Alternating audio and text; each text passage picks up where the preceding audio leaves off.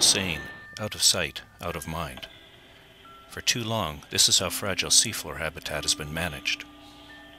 But if Canada is serious about sustainable fisheries, we need to start paying attention to the seafloor far below the surface where the daylight never reaches. Protecting this habitat is an essential element of ocean health. In British Columbia, the groundfish bottom trawl fleet has long operated without restrictions on their impacts to habitats formed by fragile corals. Environmental organizations like Living Ocean Society and the David Suzuki Foundation have put years of effort into trying to improve habitat protection for corals and sponges in the deep sea. For all of this effort, there hasn't been a lot of progress. Until now. Over the last couple of years, we've been working with the BC groundfish bottom trawl industry to find ways to reduce their impacts on sensitive bottom habitats, particularly corals and sponges, as well as sensitive deep sea habitats. Developing these measures with the bottom trawl industry is a big step forward for habitat protection in Canada. We realize that commercial fishermen and environmentalists have shared objectives, and that is that the ecosystem and the health of the ecosystem is extremely important. Without that, the sustainability of the resource and commercial fishing may be threatened. We believe that the measures in this agreement will improve the sustainability of the groundfish fishery and serve as a model for other fisheries around the world. These new management measures do several things.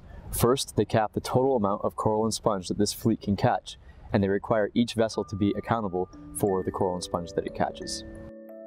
Second, the fishery is now required to stay within defined boundaries. Third, there is now a procedure that will be followed if and when a single vessel encounters a significant area of coral or sponge.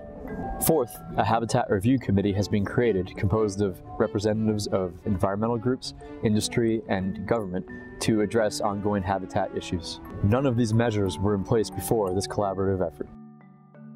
The restrictive fleet-wide cap and individual vessel limits is an important step forward, and it's the first of its kind anywhere in the world.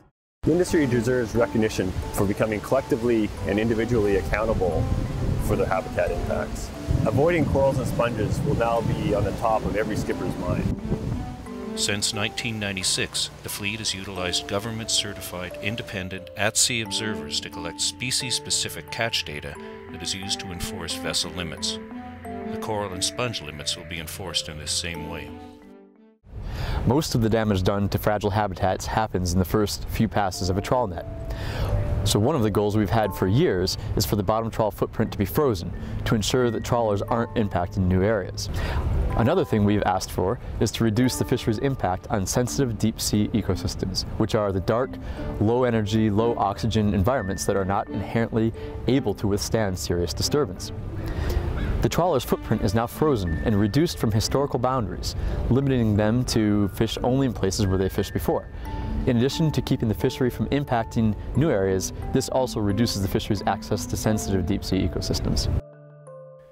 The industry is taking strong steps towards sustainability as a result of this innovative joint effort between environmentalists and bottom trawlers. And British Columbia's seafloor habitats will be better protected. They're still out of sight, but they're no longer out of mind.